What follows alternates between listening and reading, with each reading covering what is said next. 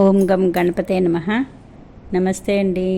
ఈరోజు మనం ఈ వీడియోలో సోమవారం రోజునే మహాశివునికి అభిషేకం పూజలు ఎందుకు ఎక్కువగా చేస్తారో మహాశివ పురాణంలో విపులంగా వివరించారండి. అది తెలుసుకుందాం మనం. ముందుగా వివరాల్లోకి వెళ్ళే ముందు ఓం నమ శివాయ అంటూ మా ఛానల్ని లైక్ చేసి సబ్స్క్రైబ్ చేసి కామెంట్ చేసి షేర్ చేయవలసిందిగా మనవండి. ముందుగా శివుడు హాలాహలం ఎలా స్వీకరించాడో తెలుసుకుందామండి. ఇక వివరాల్లోకి వెళదామా. హాలాశేషదయామూర్తే హాలాహలల సద్గళ నమస్తుభ్యం నమస్తుభ్యం నమస్తుభ్యం మహేశ్వరం. దేవదానవులు అమృతం కోసం క్షీరసాగర మదనం చేయటానికి చేతులు కలిపారన్నమాట. విష్ణువు కూర్మావతారం ధరించి మందర పర్వతాన్ని తన వీపుపై మోశారు. వాసుకిని కబబ్ తాడుగా చేసుకున్నారనమాట. వాసుకి త్రాడుగా చేసుకుని మందరంని కవ్వాన్ని చుట్టినట్టు మదిస్తూ ఉన్నారు. అతడికి వాసుకి అన్నమాట 1000 తలలు, శరీరం వజ్రం కంటే కఠినంగా ఉంటుందన్నమాట. దాన్ని వారి శక్తి కొలగి లాగగా అలిసిపోయి ముఖాల వెంట విషం కక్కింది. అంటే వాసుకి ముఖం వైపు ఆ విషం సముద్రంలో పడింది అనమాట. ఇంకా గట్టిగా బాగా లాగా అగ్ని కూడా పుట్టింది. అది చూసి దేవతలు రాక్షసు సముద్రంలో నీటిని దానిపై చల్లగా మరింత ప్రజ్వలించింది.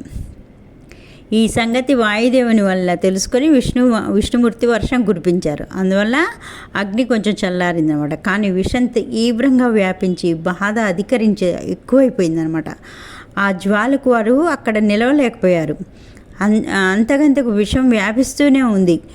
ఆ బాధ సహించలేక దేవతలు స్వర్గానికి, రాక్షసులు నాగుల పాతాళానికి, బ్రహ్మ సత్యలోకానికి, ఈశ్వర కైలాసానికి చూడవచ్చిన చక్రవర్తులు, మునులు మొదలైన వారు 12 యోజనాల దూరం పారిపోయారన్నమాట. కానీ అక్కడికి కూడా వేడి బాగా తగలసాగింది. అక్కడ గరుడుని పైనున్న విష్ణుమూర్తి చల్లని వాడై అమృతమును మంచును వర్షిస్తూ ఉన్న చంద్రుని వద్ద ఉండటం చేత లక్ష్మీ అప్సరసల వజ్రమయ శరీరాలై రక్తమాంసం లేనందున నిధి పురుషుల మాత్రం ఎప్పటి చోటనే ఉండిపోయారు. అయినప్పటికీ విష్ణువు శరీరం విషవాయువుచే నల్లబడిపోయింది. చంద్రుడిని, గంగను స్వామివారి శిరస్సుపై ఉంచుతారన్నమాట. కొంతసేపటికి స్వామివారు సొమ్మసిల్లిపోయిన వారు వెంటనే లేస్తారనమాట. లేచిన వెంటనే మహాదేవుడు గంగను, చంద్రుని చూసి, మీ వల్ల నేను సొమ్మసిల్లి లేచాను కదా, మీకు ఎటువంటి వారాలు కావాలో కోరుకోండి అని అంటారనమాట. అప్పుడు చంద్రుడు ఇలా అంటారు, స్వామి, నా జన్మదినం సోమవారం కనుక ఆ దినాన తమకు ఎవరైతే పూజలు చేస్తారో మానవులు వారికి యజ్ఞఫలం ఇచ్చి కైలాసంలో వారికి నివాసం అనుగ్రహించండి స్వామి అని చెప్పేసి చంద్రుడు కోరుకుంటారనమాట.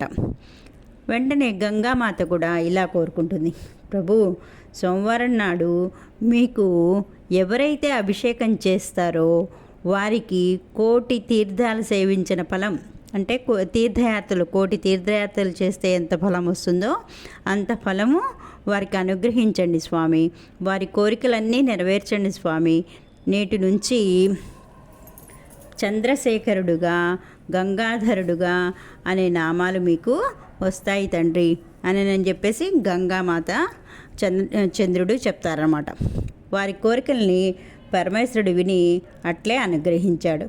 ఏ మాసంలోనైనా కృష్ణపక్ష చతుర్దశి సోమవారం నాడు నన్ను అర్చించే వారికి కోరిన వరాలు తప్పక అనుగ్రహిస్తాను అని వాగ్దానం చేశాడనమాట. కంఠ ప్రదేశంలో గరుడను నిలుపుకొందున అక్కడ నల్లని మచ్చ ఈశ్వరుడికి ఏర్పడింది. అందుచేత ఆయనకు నీలకంఠుడు అని పేరు సార్థకమైందనమాట. చూశారు కదండి, ఇవి శివపురాణంలో ఎంత అద్భుతంగా సోమవారం నాడు పూజా ఫలితాన్ని మనకి తెలియపరిచారో.